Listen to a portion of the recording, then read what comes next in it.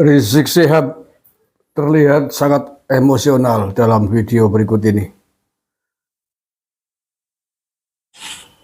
Mereka Yahudi kan, para habaib. Mereka bilang yang habaib ini Yahudi. Apalagi ada satu kus itu dari Cirebon, saudara. Dia ceramah seenaknya. Dia samakan datangnya para habaib ke Indonesia dengan datangnya orang-orang Israel ke Palestina, saudara. Kurang ajar. Mereka bilang dulu Israel numpang di Palestina, sekarang menguasai Palestina, menjajah Palestina. Awas, hati-hati, habaib datang dari Yaman, datang ke Indonesia, menguasai Indonesia, menjajah Indonesia. Kurang ajar. Yang bicara seorang kus dari Cirebon, sudah. Kurang ajar, saudara. Kurang. Cie, marah nih om. Bro, marah dibilang Yahudi, dibilang kedatangannya sama dengan seperti kedatangannya bangsa Yahudi di Israel, di Palestina. Cie. Halo bro, gak usah marah lah. Gak usah marah-marah, tinggal dibuktikan. Ente memang genetikanya, DNA-nya Yahudi apa bukan? Itu aja, itu lebih bagus. Gak perlu marah-marah kalau tes DNA dilakukan. Ente dan bolo konsonya para keturunan Pahlawi Yaman di Indonesia hari ini, kalau DNA-nya bukan Yahudi, tinggal ngomong, ini DNA saya bukan Yahudi. Kurang ajar yang bilang Yahudi lah, baru patut itu. Lah ya bang, ngomong begitu nggak bawa bukti bahwa ente itu DNA siapa kok? Kan itu. Jadi tidak perlu marah-marah, tidak perlu bilang kurang ajar. Tapi cukup buktikan saja, buktikan tes DNA. Ya kalau perlu dikoordinir lah. Robito Alawiyah kan punya banyak duit kan. Organisasi para klan Pahlawi itu kan banyak duit. Apa nggak punya? Tes DNA kan murah, cuman berapa tuh, sekitar 3 jutaan per gundul loh. Tes DNA dari mulai ketuanya siapa, Taufik Sekaf. Pentolan-pentolannya lah, nggak semuanya. Taufik Sekaf, Bahar Smith, terus siapa lagi tuh yang suka muncul. Tes DNA semuanya dead, nanti keluar ternyata DNA-nya bukan G gitu ya, apa misalkan S apa M apa O. Ini tes DNA kami nih, kurang ajar yang bilang kami Yahudi. Itu loh, bagus, itu ada buktinya loh. Bilang kurang ajar, tes DNA aja nggak berani. Yang kurang ajar siapa coba? Takut turunan Nabi, tapi suruh tes DNA nggak mau, nggak berani. Itu kurang ajar apa bukan itu? Ya kurang ajar apa bukan itu? Kurang ajar lah. Orang yang nggak mau tes DNA ngaku cucu Nabi itu kurang ajar menurut saya. Loh yang ngaku kok cucunya Kanjeng Nabi loh. Cucunya orang terbaik. Sesuai orang Asrofil Mursalin, utusan Nabi terbaik di alam ini. Menurut saya kurang ajar gitu loh. Ya kurang ajar, kecuali bisa membuktikan diri. Ya, di antaranya membuktikannya pakai tes DNA, itu jelas. Pakai tes DNA dulu aja sebelum bicara nasab. Itu lebih simpel. Ya, mengapa? Karena tes DNA itu menentukan genetika seorang itu dari asal-usulnya dari mana. Nah, kalau Nabi itu asal-usulnya dari tanah Arab sana, tanah Hijaz. Dan DNA-nya adalah, database-nya adalah J1. Walaupun menurut Dr. Sugeng itu ya, tidak semua tes haplogrup J1 adalah keturunan Nabi Muhammad ya. Tetapi bahwa keturunan Nabi Muhammad haruslah J1. Itu loh. Nah sekarang tes DNA klan Pahlawi yang sudah itu apa? Iya kan, semuanya kan G yang sudah tes DNA kan. G haplogrupnya G. Dan G itu bukan haplogrupnya orang Arab. Jangankan kok keturunan Nabi, haplogrupnya orang Arab saja bukan, Om.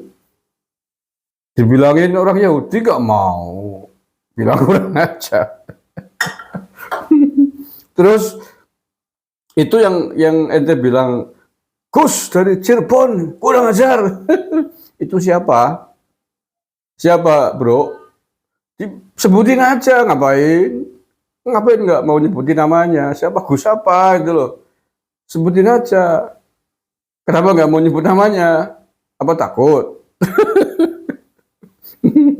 Takutnya bagaimana? Tinggal nyebut sama Gus apa? Gus Abbas apa? Gus Fuad apa? Gus Imad apa? apa Gus Faris apa Gus Ismet apa siapa loh? Masa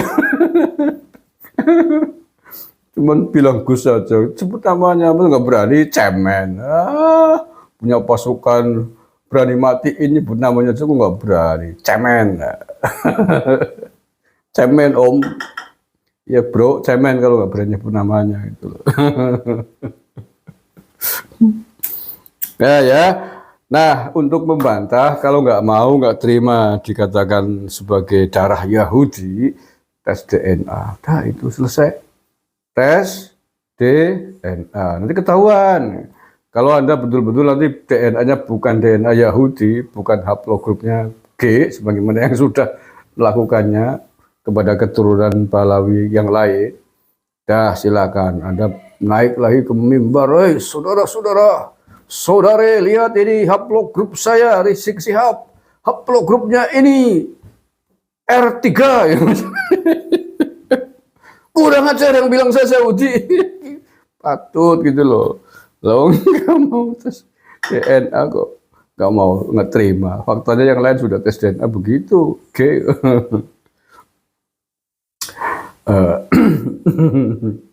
Aduh, Chan.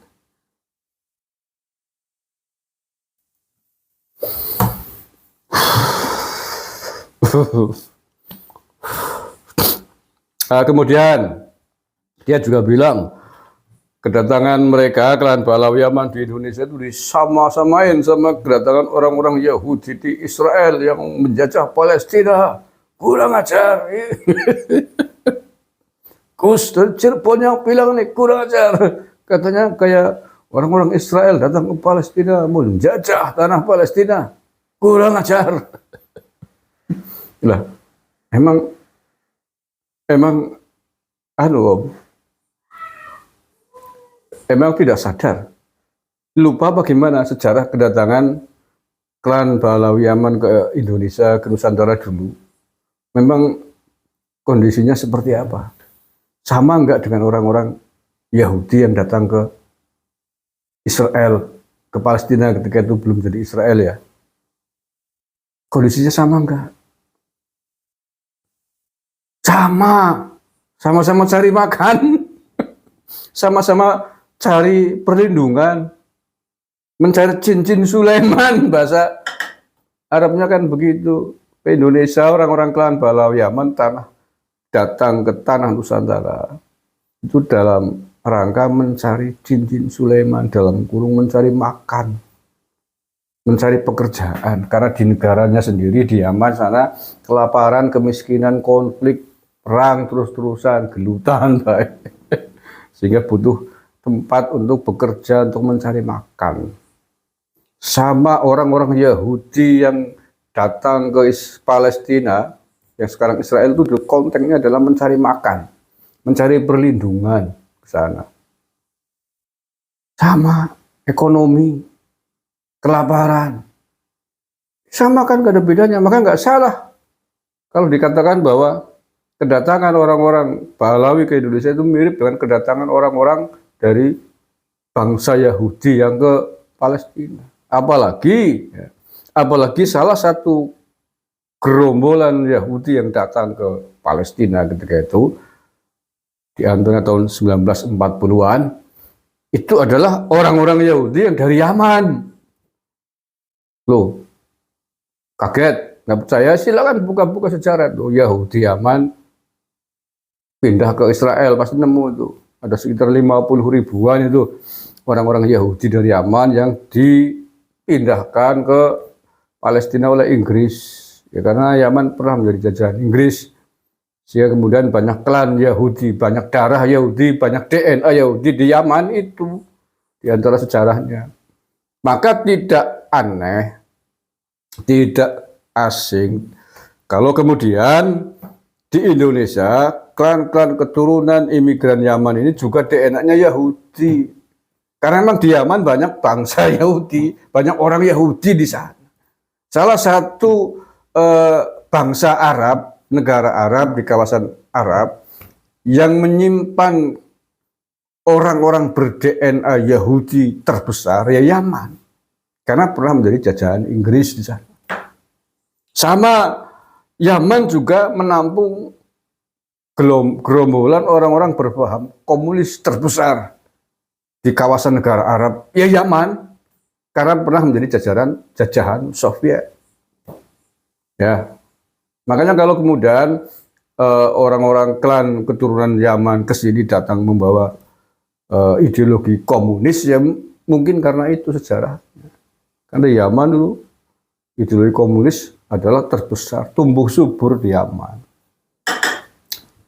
Bun, bro, paham ya bro? Jadi nggak usah kemudian tersinggung. Memang faktanya begitu kok. Kayak kalau memang merasa nggak benar ya dibantah. Jangan hanya bilang kurang ajar. Bantah salahnya di mana. Belum lagi kalau kemudian kita cocokkan dengan hal-hal yang lain. Kemiripan antara kelompok Yahudi Yaman yang di Indonesia dengan yang ada di Israel. Misalkan apa tariannya sama itu. Iya tariannya orang-orang bangsa Yahudi kan maju mundur, samping kanan kiri gitu. Dengklek. Di sini juga banyak kan orang-orang keturunan imigran Yaman yang disebut Habib itu. Tariannya sama mirip gitu. Satu. Yang kedua katanya juga nggak pada sunat. Jadi pada orang sunat aku sih urung tau bukak ya. Katanya ada yang bilang saya kok ya berkenalan dengan Habib lama ya. Tapi nggak pernah lihat mereka pada sunat katanya begitu. Lah bener apa enggak walau alami suap untuk membuktikannya coba itu yang berteman dengan para Habib. Sekali-kali dibukak sarungnya aja. Bib, kok jero ora sunat bener boleh dibuka. Ngomong, oh kurang ajar, saya sunat kok ya. Nggak percaya buka sendiri gitu. Kemudian berikutnya apalagi yang mirip kuburan palsu, makam palsu di Palestina sana. Di kawasan Masjidil Aqsa banyak ribuan makam palsu yang dibikin oleh orang-orang Yahudi di sana. Makam palsu tadinya bukan apa-apa didirikan makam ditulisi keturunan Yahudi. Bin ini gitu loh. Di sini juga udah berapa ratus kasus tuh di Indonesia yang sudah terbongkar makam-makam palsu tuh. Baik yang ada di kawasan kuburan-kuburan sesepuh leluhur kita, kuburan para wali, maupun di tanah-tanah kosong atau bahkan ada yang kuburan kucing. Kuburan das kebut tadi, kuburan Habib jajal we. Kan palsu kan? Mirip kan? Ya mirip. Tujuannya apa? Biar nanti orang-orang Yahudi itu bisa ngomong, "Hei, bangsa Palestina, ini tanah kami, ini tanah leluhur kami. Kalian harus tunduk patuh kepada kami orang-orang Yahudi." Buktinya apa? Ini makam-makam leluhur kami ada di sini sudah ratusan tahun yang lalu. Begitu. Dan itu terjadi di Palestina. Sehingga kemudian orang-orang Israel merasa paling berhak atas tanah Palestina, merasa milik leluhurnya, padahal itu leluhur palsu yang ditanam gitu loh. Di sini juga begitu. Loh Habib datang ke sini tahun berapa? Tahun 1900-an. Tiba-tiba kuburan kuno yang sudah berumur 4-5 abad yang lalu ditulis makam Habib Anu bin Yahya. Tujuannya apa coba? Dan itu terjadi di banyak penjuru tanah air, Kalimantan, Surabaya, di sini Banyumas bahkan orang Nusantara dikatakan bin Yahya. Wah, semua penjuru Cirebon kemarin baru terungkap ya Bebasan bin Toha bin Yahya juga. Tujuannya apa coba? Ya biar ngomong, biar bisa ngomong, hei Indonesia, kalau Cirebon, kamu patut tunduklah kepada Habib-Habib karena yang menyebarkan Islam di Cirebon adalah leluhur kami. Buktinya apa ini ada kuburannya bin Yahya di sini. Kan begitu. Tujuannya begitu. Tapi alhamdulillah hari ini sudah terbongkar. Modus-modus kebusukannya sudah terbongkar, sehingga jangan coba-coba untuk meneruskan proyek-proyek makam palsu ya. Kalau jadi terus-teruskan nanti kamu ketahuan, keturunan Yaman lagi bikin makam palsu, pendem sekalian nang kono kono desain-desain malah repot urusannya. Mengenai tahun pira dondon mangan kok kleme jare tahun 500 tahun yang lalu jare menyebarkan Islam ke sini. Penak banget perenggolang sisan. Kabib-kabib Yaman datang ke Indonesia. Indonesia itu sudah menjadi negara dengan basis Muslim yang luar biasa. Sudah banyak ulama, sudah banyak kiai karena peninggalan dari Wali Songo. Wali Songo yang menyebarkan Islam di tanah Jawa secara masif pada sekitar abad 14-15. Jadi nggak usah ngaku maning katanya Wali Songo Habib. Wah, tak kaki sugi nah, yang sesuai apa? Senang temen aku. Ya gue tradisi-tradisi Yahudi itu ngaku-ngaku begitu. Mirip-mirip. Mulanya dibilangin Gus Cirebon ya, jangan tersinggung. Dibuktikan aja bahwa kalian tidak seperti itu. Tapi orang bisa membuktikan orang. Anu bohong, anu ngelombok, gedabrus. Wong kok seneng temen. Wis mangan nunut nang kene berkembang biak, manak ceprat-ceprot, garing-garing ngelombok. Bersyukur sih ngapa numpang dong. Kalau harap ngelombat ngangkangi. Perengkulan itu siji kebunan Nusa Kambangan keletak bahaya karo hiu lah kaubus. Oke ya, itu saja saya kira mudah-mudahan ada manfaatnya, ada kesuh ya. Kalau terbukti orang ngaku Yahudi atas DNA. Bye. Terima kasih. Assalamualaikum warahmatullahi wabarakatuh.